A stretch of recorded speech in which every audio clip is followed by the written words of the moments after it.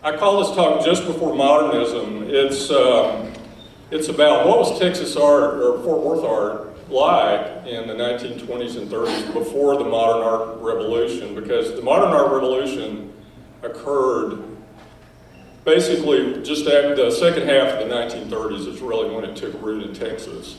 And when the modern art aesthetic appeared in Texas, it spread like wildfire. I mean, it took over the thinking of our top artists very, very rapidly. So I was going to show you just a few examples of what happened.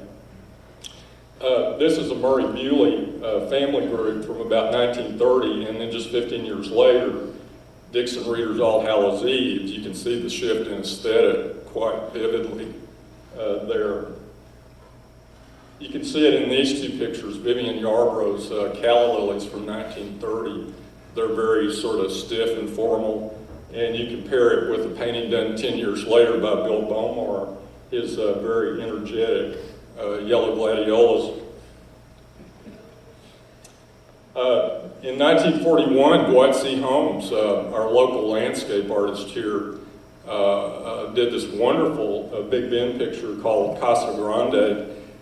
And who would have thought that just 5 years later, by 1946, his work would have been eclipsed in importance by a painting like Garden of Earthly Delights by Brewer Utter. So this is how quickly that shift occurred in the thinking of artists when the freedoms that modern art offered began to take root.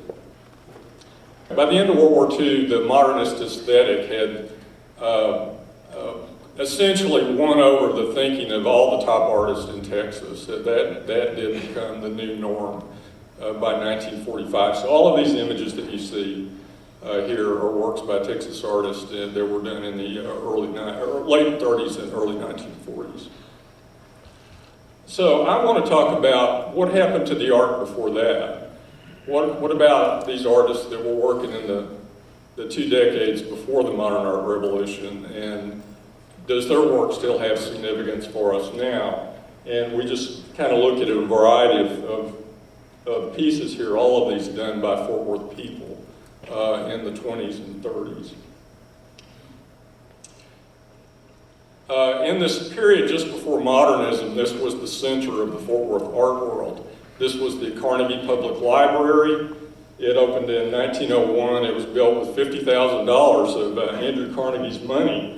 And it was built with an art gallery designed into it on the second floor of the building. It was one of the first public buildings in Texas that had a designated art space in it. This is the gallery in the Carnegie Library in 1915. It was 30 by 60 feet. It had gray burlap on the walls. It had a skylight. It had these tin reflectors up here that would bounce light up off the ceiling and down into the room. It was built to show art, and it was a very good space. Now, by 1925, you see a lot of art on the walls here. This gallery space was actually also the home of the Fort Worth Art Association, which was a private group that based in the library in those days. And the Art Association began to build a permanent collection for the Fort Worth public to enjoy. That was one of their purposes. So we're looking at a photograph of that, some of those paintings in that old permanent collection, which was primarily late 19th and early 20th century American work. And we'll look at some of the pieces that were in that permanent collection. We had this wonderful Ernest Blumenschein picture called The Gift.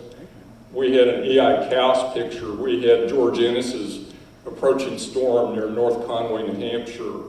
The wonderful classic work by Thomas Eakins, the swimming picture.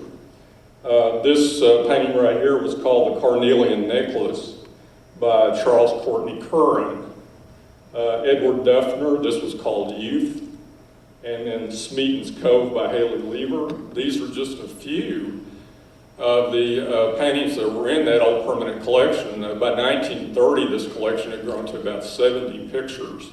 And so these were the kinds of paintings that the Fort Worth public was being exposed to in those years just before modernism.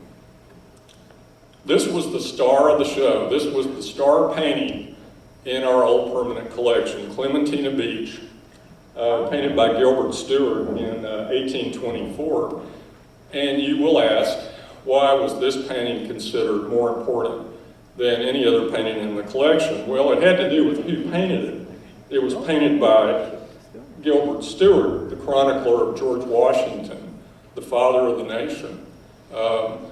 Stuart is the guy that George Washington actually sat for and took time out of his day to pose for. So, in the eyes of the public here, Clementine Beach was a direct line to the founder of the country. And back then, that still mattered a lot to people here. So that's why the Clementine Beach portrait was considered the most important portrait that we had in the public collection. Now, these are some of the people that helped put that old collection together. This is Mrs. Charles Schuber, who was the librarian of the Carnegie Library and also the founding secretary of the Fort Worth Art Association. Mrs. Bewley was the president of the Art Association. Sally Mummert, Ellery Ledgerwood, Samuel Ziegler, these were all professional artists here that were advisors to the Art Association on the kinds of paintings that they should acquire. The stories of these paintings, the story of Clementine Beach, the stories behind all these pictures were communicated to the young people in Fort Worth on a systematic basis. Young people were brought down to the library to see the paintings and to hear the stories behind them. Now, the Carnegie Library in those days had another purpose that's very important. It was this exhibit. It was called the Annual Exhibition of Selected Paintings by Texas Artists. This show was put on for 27 years by Mrs. Schuber, Mrs. Charles Schuber, who, as I said, was the head librarian there at the Carnegie. And this is a photograph of her taken in 1937 sitting next to Eleanor Roosevelt. Mrs. Roosevelt's son Elliot lived here, so the Roosevelts used to come to Fort Worth quite a bit to see Elliot. And so Mrs. Schuber was a very influential person here, and she's the one that conceived of this annual show of Texas artists at the Carnegie Public Library. This is a catalog of that show in 1924, and I put these red dots by some of the names I wanted you to pay attention to. In this annual exhibit at the Carnegie, a lot of Fort Worth people were in the show, but then also look at some of the other people that were here. Revo Bassett showed here in 1924, Emma Richardson Cherry, Ola McNeil Davidson, Jesse Joe Eckford, Ms. McGuinty, Julian Onderdonk. 4 paintings by him were shown posthumously in the show in 1924 because Julian, of course, had passed away 2 years earlier. Who else? Frank Ray was here in 1924. Paul Schumann, Catherine and Olin Travis were here. One of the other catalogs of this annual Texas show, this is from 1937, so this is one of the last ones that Mrs. Schuber put together. And we see, again, many familiar names. Edith Barisak, Adele Brunet, Jerry Bywater showed, Harry Carnahan.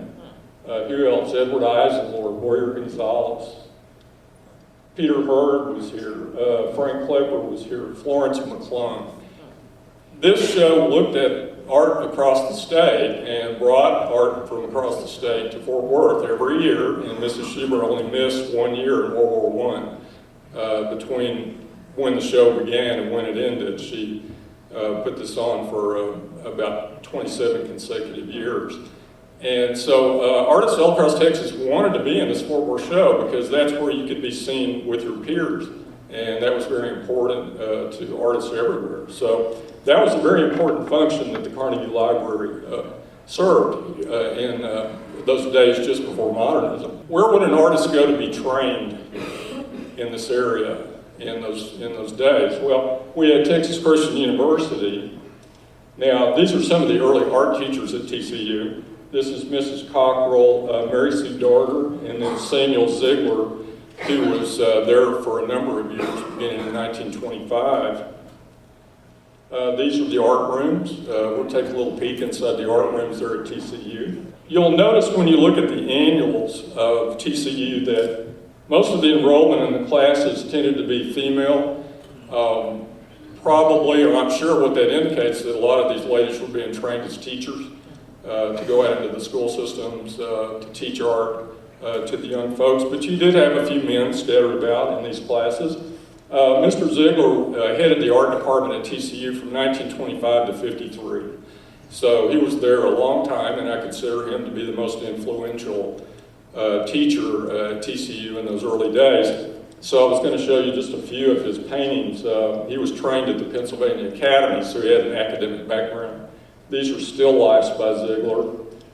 This is called My Studio Window, which is done in the late 1920s at his home, which was right across the street from the TCU campus. And you'll notice he put a little etching press here in this composition. He was a very accomplished printmaker and used this little press to do these prints in his house.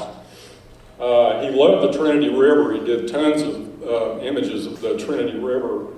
And Ziegler had a very distinctive palette. When you see a Ziegler painting from a distance, you can almost tell it's him because of his use of oranges and yellows and these purples.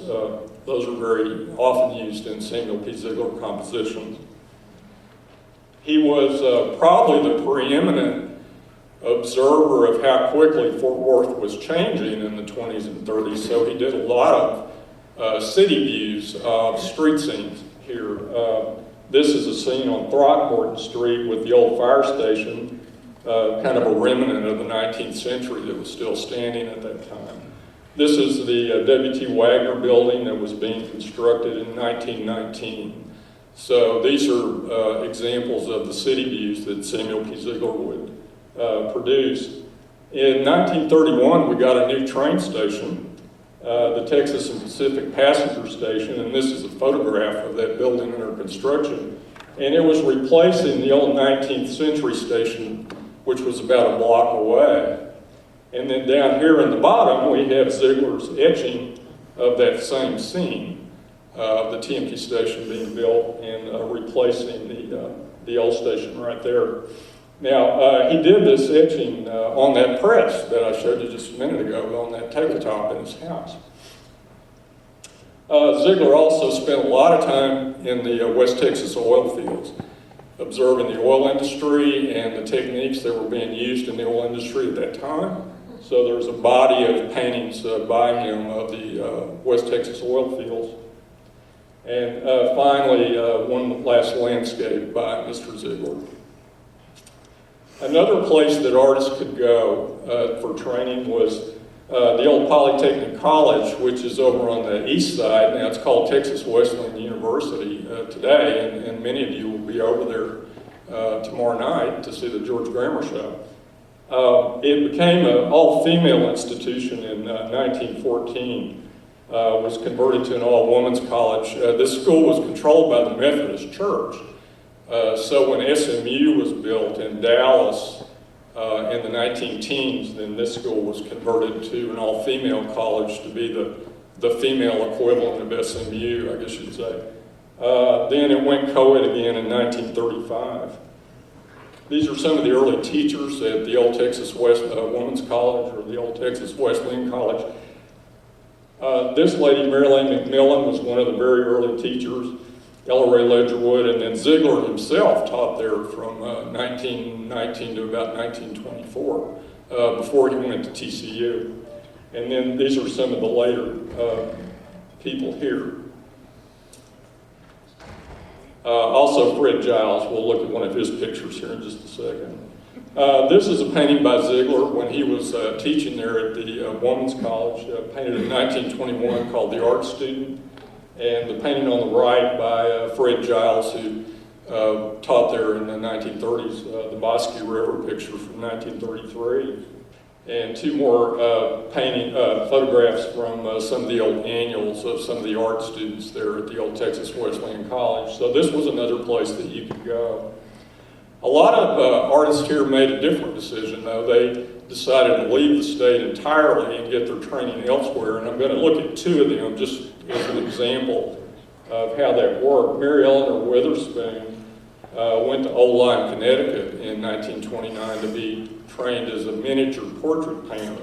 She stayed there with Florence Griswold for several months. Mrs. Griswold, of course, was the kind of the doyen of the Old Lyme art colony. And these are two photographs of Mary Witherspoon when she was up there in Old Lyme, Connecticut in 1929.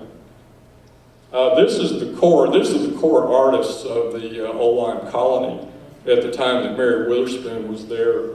And this gentleman right here is Robert Vonna.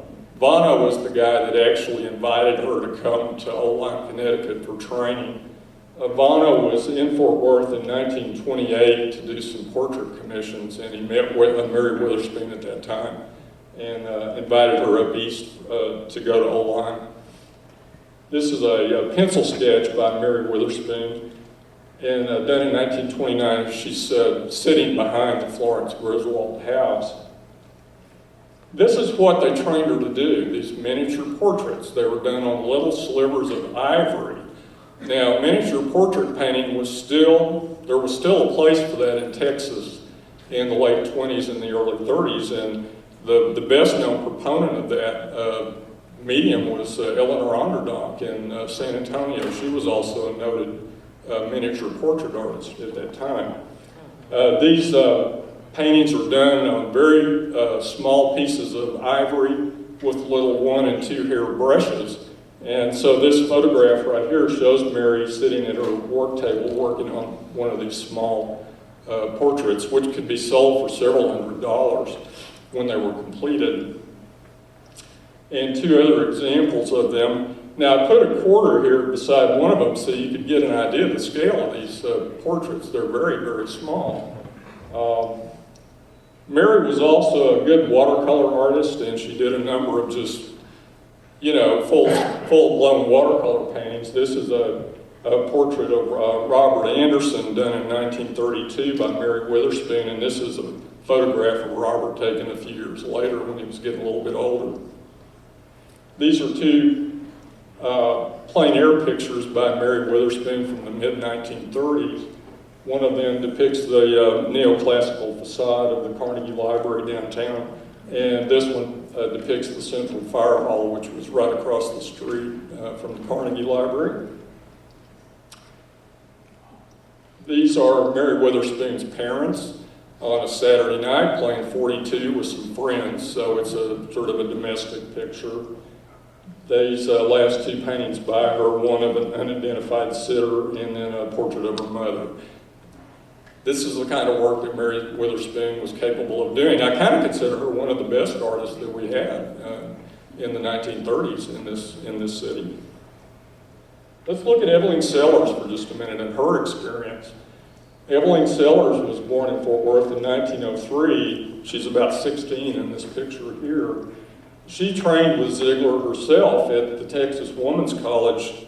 They ran a high school equivalency program there for teenage girls in the 1920s, and so Sellers did train there with Ziegler. After she left high school, she went up to St. Louis for a year and met this man, Victor Holmes, who taught modeling at the St. Louis School of Fine Arts, and that was her first introduction to professional sculptor was Victor Holmes. She then transferred up to the Pennsylvania Academy in Philadelphia, and she attended classes in Philadelphia and at the Chester Springs campus, which was a more rural location that was run by the Pennsylvania Academy. This depicts some of her classmates. We think it was taken about 1929. This was her modeling instructor, Albert Laisel, and then here's Evelyn peeking over the shoulder of one of her classmates. You can barely see her face. They're busily working in a sculpture studio there in Chester Springs in this image from 1925. Evelyn has placed an X here so that we know it's her. There we go. There she is. So this is Mary working with her back to it, and they've actually brought a horse. There's a horse standing there which they're able to observe as they're doing their modeling. So that's an example of the modeling class there at Chester Springs. And a few more student pieces that Evelyn Sellers produced there in the Chester Springs School. When she returned to Fort Worth in the early 1930s, one of the first things Sellers did was to partner with Sally Gillespie and printmaker Blanche McVeigh to found the Fort Worth School of Fine Arts. Now, this was a small art school that played an outsized role in the 1930s as a place where young people could get professional art training without having to leave Fort Worth or without having to leave Texas. And I'm going to come back and talk a little bit more about the Fort Worth School of Fine Arts in just a few minutes. Some of Evelyn Sellers' commissions in the 30s included the bust of Valheim. He was one of our original civic heroes. He died in a fire in the 1890s, but his heroism in that fire sparked a lot of civic sentiment to do something for him. So this monument was created down by the train station that we saw being built just a minute ago. And this bust that Evelyn did is still there. It still sits in the cupola to this very day. One of her commissions in 1937 was to create these cast stone plaques for the Northside High School shelter house. These were paid for by the Public Works Administration. They're in this sort of Art Deco Longhorn motif, and these plaques also still exist. One of her most important public commissions in the 1930s was the adornment of Farrington Field. That's another Public Works Administration project. She was hired to design decoration for the facade of Farrington Field, so she designed this Art Deco football quarterback and this lady track star, and this is what the finished decoration looks like. And these still adorn Farrington Field today, which is about a block from where we are right now. So this was one of her most visible public commissions in the 1930s. These are some of the other contemporaries of Mary Witherspoon and Evelyn Sellers from those days, from the Fort Worth area. And I won't list off all the places they studied, but most of the well-known art schools in the East are where these folks would go to receive their training. So this was a very common thing for Fort Worth artists in those days. Now, as the Depression deepened in the 30s, a lot of federal money flowed into Fort Worth to fund construction projects, put people to work. One of the most important ones was the United States Post Office project from 1933. And this is Samuel Ziegler's, sorry, I keep doing that. This is Samuel Ziegler's pencil sketch of that construction site. As I said, Mr. Ziegler was very attuned to everything that was going on here as far as the city's expansion. Now, this is a photograph of the finished building, which is very similar to the Ziegler drawing. The Public Works of Art project, some of y'all have heard about that. It was created in 1933. It was a pilot program to find out if you could hire artists from the private sector to create art for decorative purposes for federal buildings. In 1933, when this PWAP program started up, nobody knew if that idea would actually work. So the PWAP was created to find out. It was the brainchild of Franklin Roosevelt. It was administered by the Treasury Department. They're the ones that dispersed the money for the program. During the first 4 months of 1934, 3,749 artists were hired under this program. And during that brief span, they produced 15,663 paintings, murals, prints, crafts, and sculptures to decorate public buildings across the country. Now, in Fort Worth, there was a commission led to create a mural for this new post office building, and from this pool of people that were applied for this commission, 2 of them were selected, Dwight C Holmes and William H. Baker. Now, Dwight Holmes was a sculptor and a painter and contributed significantly to this building's architectural ornamentation, as well as to the mural. Just about everybody in the room knows Dwight C Holmes. He's one of our most collectible Texas landscape painters today. He was an extremely prolific man, and he was living in Fort Worth until the mid-40s. And so we look at some Dwight Holmes paintings here, and we also see a wonderful pencil sketch of him by Samuel P. Ziegler, who they only lived a couple of blocks apart over here by TCU. What's less known is that Holmes was an outstanding architectural ornamentation designer. He actually worked for a company that did architectural ornamentation. So for the post office project, Dwight Holmes produced these longhorn and shorthorn cattle that adorn the column capitals on that building downtown. And he also did a number of other architectural ornamentation projects for the building. Now for the mural, we're going to look at this mural. This mural is not in Mr. Parisi's book, so I don't know if it was overlooked. It is in a very secluded place in the building, and it's not easily accessed. But the mural was constructed of 6 panels, 3 on one end of the postmaster's office, the room that the postmaster was in, and 3 on the other end. So on the main panel on the east wall, created by William H. Baker, depicted an ox-drawn wagon here heading to the west, and they're passing what our concept of the original fort was. This ox-drawn wagon is going by the fort that constituted the original Fort Worth is in the background.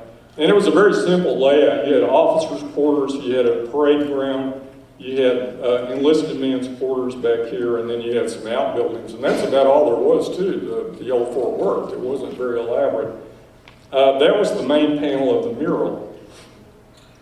Now, on the east end of the room, and to its left, there's another panel that depicts a Pony Express rider, and then on the right, we have this locomotive pulling into town, which is a reference to the arrival of the railroad in Fort Worth in 1873.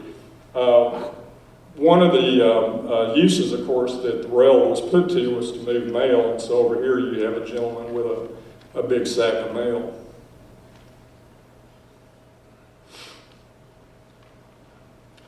Now, down on the other end of the room, we have the Dwight C. Holmes panel, the main panel, and this is Fort Worth of the future. And it depicts the new post office building. We have all these dirigibles and airplanes in the sky. You have a bullet train, and what's this all about? Well, believe it or not, back in those days, it was a dream of Amon Carter and many of the other civic leaders in Fort Worth that the Trinity River would eventually be dredged out to form a navigable ship channel from the Gulf of Mexico all the way to DFW. And so in Dwight Holmes' view, that was going to happen. Now, y'all probably don't know this, but when you travel I-20 down south of Dallas today, where I-20 goes over the Trinity River, it makes a giant arch up over the river there south of Dallas. That bridge over the Trinity on I-20 was designed to allow ocean-going vessels to come underneath it. That's how recent that dream of dredging the Trinity was still alive. So this was the main panel on the west end. And then it was flanked by a depiction of the airmail service here on the right, on the left, and this was a hangar out at Meacham Airport that Dwight Holmes used as a model.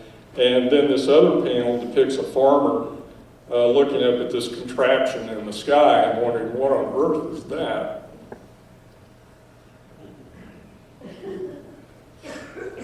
So when you read the panel just in its entirety, the theme of the mural was communication by mail. It did have a theme, and people who saw it would know that you see the mail being delivered by the ox-drawn wagon, then you have the Pony Express rider. The next innovation would have been rail delivery. Finally, one of the first uses that airplanes were ever put to was carrying letters. which led to the innovation of airmail delivery and then finally to the modern city. So that was the story that this mural was telling. There were other PWAP commissions left in 1934 to people in Fort Worth. Blanche McVeigh did this wonderful series of etchings, which were placed as a set in Fort Worth Public Schools. Mr. Ziegler was commissioned to do a mural called Aviation, which was put in one of the high schools, and this mural does not exist any longer. Evelyn Sellers did a bust of Ephraim Daggett for the PWAP. This was one of our city founders, one of the city fathers from the 19th century. In total, 11 artists from Fort Worth received commissions from the PWAP in 1933-34. The program divided the country into 16 regions, with Texas and Oklahoma comprising Region 12. John Ankeny, who was director of the Dallas Museum of Fine Arts, served as the Region 12 head administrator for the brief life of this project. Western art was practiced in Fort Worth in those days just before modernism. It wasn't widely practiced, but we did have some Western artists here. The most accomplished of them was this gentleman here, Wallace Simpson. Wallace Simpson was an illustrator for the Fort Worth Star-Telegram, but he was born in Illinois, but he was raised on a cattle ranch in Childress, Texas. He was a poet, a painter, and a cowboy. So he understood ranch life, and his images did reflect that. He did all the Western-themed illustrations for the Star-Telegram back in those days. If one of the editors needed an illustration that had a cowboy or a horse or a ranch life or something like that, Mr. Simpson was the guy that did those illustrations. And he also did illustrations for the annual program for the stock show, our stock show, which still continues to this day. That program cover was kind of a coveted slot for a local artist, and so this image right here of the cowgirl was Wallace Simpson's illustration from the 1929 stock show cover. Our first African-American artist documented was Manharrison Fowler, born in 1895 in Fort Worth. She was a musician, a vocal performer, and a painter. Now, she operated under the social restrictions of segregation. This was a segregated city, so the African-American community here had to be self-sufficient, and most of the services that were provided to them were provided to them by themselves. So in 1928, Manharrison Fowler founded the Mwalimu School in Fort Worth. Mwalimu means teacher, the teacher, to provide cultural and artistic education to black children in Fort Worth. In 1932, she went to Harlem to continue her musical training, and she reconstituted the school up there. And she is a noted figure in what we call today the Harlem Renaissance. Mrs. Fowler also maintained ties with Fort Worth. One of her daughters lived here, so she came back here often over the course of her life. Murray P. Bewley was our first native-born painter in Fort Worth in these days before modernism. Born in 1884, he was primarily a portrait painter, did a lot of commissions for Fort Worth families. He didn't live here full-time after he left to go get trained, but he came back here a lot to visit his family, and he did commissions on every visit back to town. Bewley liked to do portraits of children, which was kind of unusual because, as Ken mentioned a minute ago, kids are hard to keep them still, but Bewley had all these tricks for keeping the children occupied. And people who commissioned him in Fort Worth to do portraits of their family members considered these Murray Bewley portraits to be family treasures. These were treasured objects, and you can see how they're thought of in this photograph from one of the nicer homes here on the west side.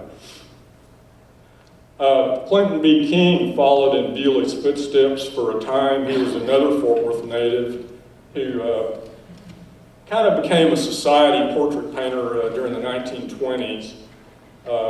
Clinton King came from a wealthy family, so he was of society. He was comfortable around people of wealth and status.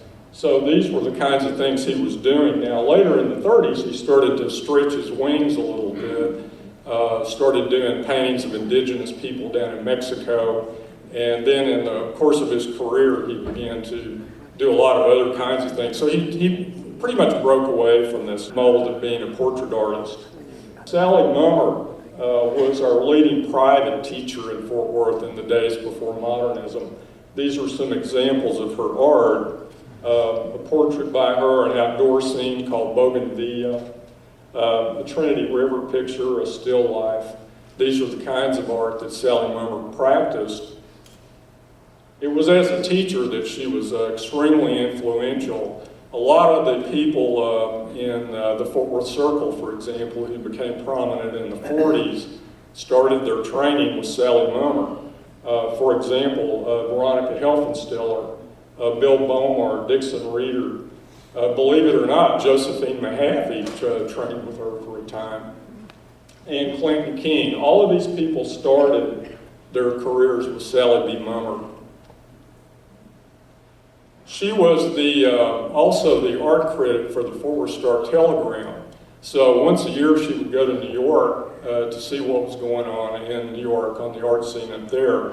And she became friendly with this man, Bertram Newhouse. Mr. Newhouse ran a gallery in New York City that specialized in European old master paintings. Now, in 1935, Sally Mummer invited Bert Newhouse to come down here to put on a show of old masters at the Carnegie Library in that gallery that we looked at, and which he did. And it was at this exhibit that he was introduced to this man named Kay Kimball, who was a milling magnate. He owned a number of flour mills. His wife, Velma, was an art appreciation student of Sally B. Mummer. So Newhouse met Kay Kimball on this visit to Fort Worth in 1935, and they immediately bonded. Newhouse quickly became Kay Kimball's principal art supplier, and the seeds of the Kimball Art Museum were born. The Kimball Art Foundation was created shortly after Kay Kimball and Bert Newhouse met each other, and then that foundation later turned into the framework for today's Kimball Art Museum. So because Sally Mummer decided to kind of stick her nose in Kay Kimball's business, the seeds of the Kimball Art Museum were planted. And I think that's a pretty significant accomplishment, and one that very few people know anything about. In the 20s and 30s, we had two principal art organizations here that looked after the interest of local artists. One of them was called the Allied Artists Club, and one was called the Guild. The Allied Artists Club formed in 1920 as the Painters Club, and then reorganized in 1931 to become the Allied Artists Club. And the Guild was established in 1935 by artists associated with the Fort Worth School of Fine Arts. This is a photograph I'm really happy to show. It's not been seen by anyone in almost 100 years until today, but this is a photograph of the old Painters Club, kind of the original group. And they're on an outing down in Johnson County in 1922. And it was a small group then, and you can pick them out. You can see who they are. This is Christopher Teasdale. This was Mary Sue Darter, Ella Ray Ledgerwood. This is Leo Cotton. 10 years before this was taken, Mr. Cotton was photographed down in San Antonio hoisting a mug of beer to the health and well-being of Julian Onderdonk. He was part of that infamous Brass Mug Club down there in San Antonio. But in 1922, he'd come up here to Fort Worth. Sitting next to him, this is Mrs. Cockrell from TCU. This lady, I'm not 100% sure yet who she is. And then Sally Mummer right here. And the only person in the group that you don't see is Samuel Ziegler, because he's the guy behind the camera. Back in those days, the the Painters Club would give annual exhibitions to their members at the old Oldbrook Hotel in downtown Fort Worth. And this is the lobby of the hotel. And they would set up here on this mezzanine level. This is where those old Painters Club's exhibits were held in the 1920s and the 1930s. This is a catalog of the second annual exhibition of the Painters Club. Fort Worth exhibit held on the mezzanine floor of the Oldbrook Hotel. So this dates to 1922. And all of the people shown in this exhibit match up with the folks that we just saw in the photograph. And I always enjoy looking at the titles. There aren't any photographs of these shows, unfortunately. But look at some of the titles on these Leo Cotton paintings. Misty Morning on the Trinity, Seeing Trinity Park, Fort Worth at Sunset, Coreopsis on the Trinity. It makes you want to see these things. You know, what did these paintings look like? I wish we had a better photographic record of them. This is a later photograph taken around 1937 of an Allied Artists Club exhibit. Now this is after the Painters Club had sort of morphed into the Allied Artists and they'd expanded their membership. And some of the old guard are still showing with the group, even in 1937. These are two Samuel P. Ziegler landscapes right here. Sally Gillespie, Dwight Holmes, Ella Ray Ledgerwood. This is a watercolor by a lady named Ora Phelps Baker. Now these two I'm not quite sure about. Down here on the end, this is kind of interesting. These are two small works, one by Helfensteller, Veronica Helfensteller, and then a work by Frank Fisher. It's a little kind of a modern looking still life by Frank Fisher. Fisher and Helfensteller became very identified with the modern art movement in the 1940s.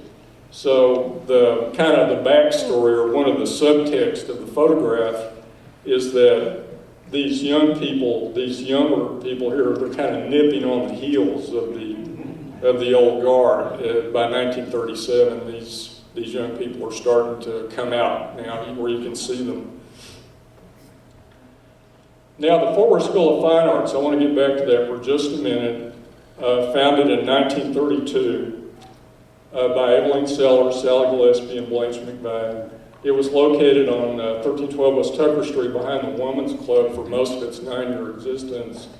And in fact, it operated under the umbrella of the Women's Club. It was in a little building that there aren't too many photographs of it, but this little building was originally constructed as a performance hall for musical performances for the Women's Club members. And Ziegler did a lithograph of the building right here, and I like it because you can see more of the building. You see it went back just a little ways. Later on, it was rented out to the Little Theater, which was our first community theater group. Now, in 1933, when the Fort Worth School of Fine Arts moved in, they took over the back part of the building. That's where the art school was. And then this front hall was still used occasionally for plays and public performances of that nature. This catalog from 1936-37 from the old Fort Worth School of Fine Arts gives you an idea of some of the kinds of classes that were being offered. They had portrait painting, you had modeling, sculptural modeling, figure drawing, composition, lettering. These are the kinds of classes that were being taught there. Now over here where the instructors are listed, Evelyn Sellers is still there, Blanche McVeigh is still there. Sally Gillespie had been replaced at that point by a man named Wade Jolly from Philadelphia. He was a friend of Evelyn Sellers, and she had asked him to come here and teach painting at the little school when Sally Gillespie withdrew. And I want to just look real quickly at some of the Wade Jolly's work, because Jolly's work was really a precursor to what was coming in the shift in a focus in Texas art. He had this real fluid, suggestive style in his watercolors. So we had a landscape here, but it's not an accurate depiction of a landscape. It's simply the suggestion of one. This is one called My Studio Window by Jolly. I don't have a photograph of him. All I have is this watercolor painting of him by Blanche McVeigh. wearing this yellow trench coat. And these are a few more watercolors by Wade Jolly from the mid-1930s. And this kind of painting was very influential on his students because they had never seen anybody that painted this way. Most of the people that did watercolors were more concerned with accuracy of depiction, and Jolly wasn't really all that concerned about it. So some of the people that studied with him included Veronica Helfensteller and Marjorie Johnson, and then Bror Utter in particular was influenced by Jolly's style and by his demeanor. So I think Wade Jolly is a pretty influential precursor to this shift in Texas art from your art of the 20s and 30s to the modernist era. The Artist Guild was founded in 1935 as an offshoot of this small art school. And this clipping from 1935, you can't see it all, but up here it says Artist Organizing Guild. It was formed by an 8-member board that included Blanche McVeigh and Evelyn Sellers. The Guild's creation was a clear sign that change was in the air. Now, what do I mean by that? Well, in those days, in 1935, the Carnegie Library was still the center of the Fort Worth art world, and the Art Association still controlled the gallery up here that was on the second floor. The local artists felt excluded from that space. They wanted to show there because that's where the Fort Worth public was used to going to see art. And the Art Association just wasn't prepared to show a lot of local art there. But what they did do in response is the Art Association launched these outdoor sales every year, every summer, and any artist in Fort Worth could participate in them. But the artists still were not allowed access to that main art space. The only time that they could show in that room was during that All-Texas show that Mrs. Schubert did in the spring. And you had to be invited to that, and a lot of the younger Fort Worth people were never invited to that show. So the Guild was presented with this dilemma about how do we increase exhibit opportunities for our members. So what they did was they rented a storefront on Tucker Street, about a block west of the Fort Worth School of Fine Art, and they opened a gallery there. It's called the Guild Gallery at 1414 West Tucker. And so in the 30s, you could go there and you could buy art. They had regular hours, they had an attendant there, they did some shows there for their members. So the Guild Gallery was something kind of new. This is a membership list of the Guild from the 1930s, and you notice they didn't retype it very often. They just sort of lined people out and kept going. But this is an actual list of the Guild members from those days. And another innovation that I like was, this is a list of what they called the Student Guild. So the Guild invited younger people into the group as well so they could begin giving them experience and getting their work out before the public. So that was another innovation of the Guild. They were very inclusive rather than being exclusive. The Guild also organized shows in other public spaces. This was in the old Municipal Auditorium, which was in downtown Fort Worth, and this is a checklist for one of the Gill Landscape exhibits that they organized. And one of the later Gill shows from 1939, this is just a newspaper clipping from the Star-Telegram that illustrated some of the paintings that were in the Gill show that year. Guild innovations that pointed toward the future. This retail sales outlet for members' works, annual juried exhibits for members. That wasn't really new, but what was new was the fact that they brought in independent jurors to put these shows together so that they had an unbiased point of view when somebody would look at the work of Gill members and judge it if they wanted outside people to do that. So that was something that was kind of new. This creation of a patron support network and then the inclusion of younger artists.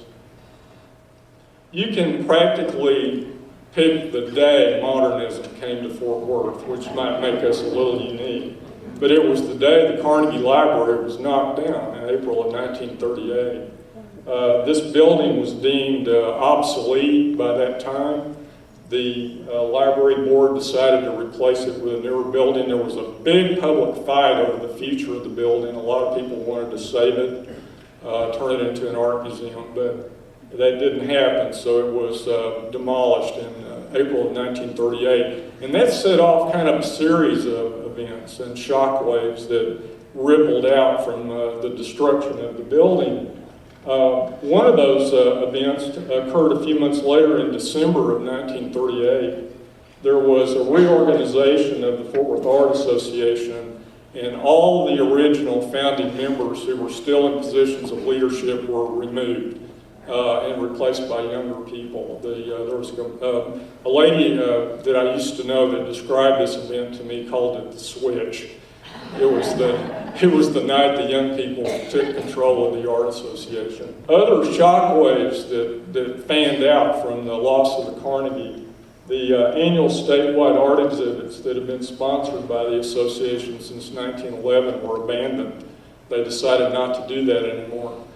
Well, guess what? About 18 months later, the Texas General appeared to fill the void by the loss of the show in Fort Worth. And most of y'all know that that was organized by 3 of our museums here in the state, and then that general show would travel around the state, and that was in existence for a long time. That general came about because of the reorganization at the Fort Worth Art Association. The Art Association never again actively collected 19th and 20th century American art after the switch, focusing instead on a growing interest in modernism. A new library was opened on that site where the Carnegie Library used to be in 1939. Like the Carnegie, it also had an art gallery on the 2nd floor. That gallery was inaugurated in the summer of 1939 with an exhibit of purely local art. That was a total shift in philosophy for the Art Association, where they had pushed local artists away in the past. Going forward, they were going to include local artists in their programs and feature them and promote them. That 1939 show actually led to a show called the Local Artist Show, which during the 1940s, it was an annual exhibit and a juried exhibit, became a springboard here in Fort Worth for modern art in the 1940s. All of the artist-run organizations that have been influential in Fort Worth in the 20s and 30s disappeared at the onset of World War II. After the war was over in September of 1945, none of them came back. So after the war ended, the Fort Worth School of Fine Arts was gone, the Artists Guild was gone, the Allied Artists Club was gone, never to return. By the time the war ended, the new freedoms offered by modern art were fully entrenched in the Fort Worth art community and the artists of the Fort Worth Circle, most of whom were in their early 30s, were universally viewed as the city's new avant-garde. So what does that mean for the art that preceded them? The art that was created in the 1920s and the 1930s? Well, because of CASETA and because of collectors such as yourselves, we don't have to let this art go. We can go back and study it when we want to. We can go back and study Texas art from any period because of our interest in our cultural development. That's a constructive use of hindsight, I would say. And in this topsy-turvy world that we live in and where everything is changing so rapidly, I think holding on to our cultural roots, holding on to the kinds of people that help make Texas what it is today, I think that's also a very constructive use of foresight as well. Thank you very much.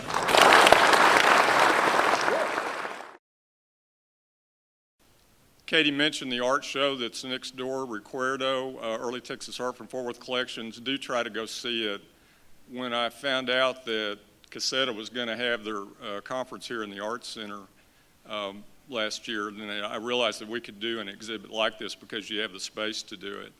and I was fortunate to get that big front gallery. We have paintings and sculptures from 36 different private collections here in Fort Worth and Tarrant County represented in the show.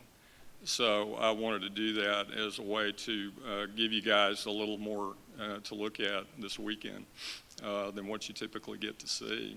And I had a lot of fun putting this together.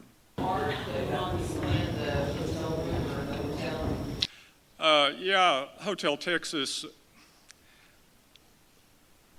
When it was announced back in '63 that the Kennedys were going to be spending the night in Fort Worth on this Texas tour that they were going to do, there was a gentleman here, his name was Owen Day, and Owen was a writer for the Fort Worth Press. He wrote art columns for the press.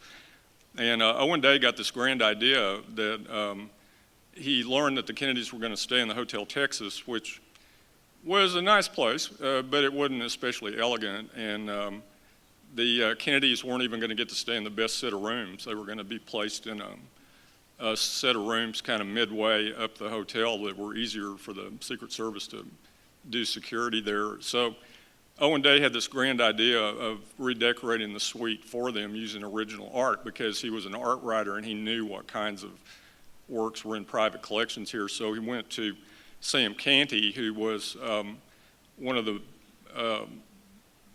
real overseers of the art community here in those days, and he pitched the idea to Sam Canty that we should redecorate the suite with original paintings, and Canty liked that idea a lot. So he went to Ruth Carter Johnson for help. Now, we know her more recently as Ruth Stevenson, but back then she was Ruth Johnson.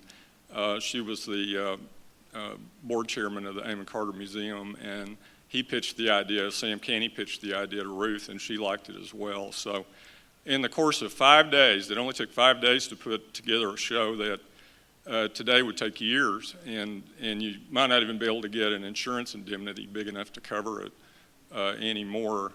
But in 5 days, they borrowed a set of paintings of 16 paintings. There were 12 paintings and 4 sculptures in this small exhibit that were placed in Suite 850 in the Hotel Texas. And the star of the show was a work by Vincent van Gogh, which was in Ruth Johnson's private collection at that time.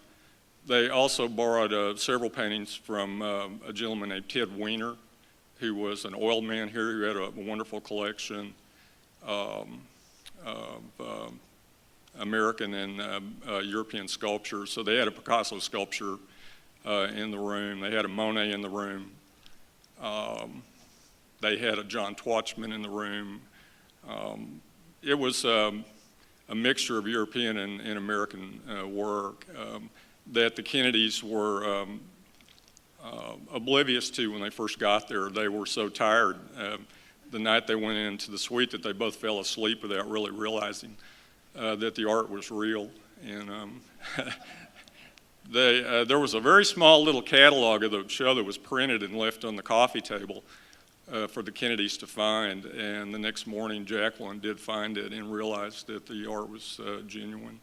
So she spent some amount of time looking at it. And she was famously late to the breakfast at Hotel Texas that morning, and everybody believed that she purposely came in late so that she would be the center of attention. I personally think she was late because she was looking at the art show and didn't want to leave it quite so soon. So there was just quite an array of work there. But again, the Van Gogh was the star painting. And when we did Hotel Texas at the Dallas Museum of Art, Olivier Millet was able to obtain that Van Gogh picture that was in the suite for the Kennedys. So we actually had that in Dallas, and that was a pleasure to have it there. And there's a very nice catalog, by the way, of the show where all the works are illustrated.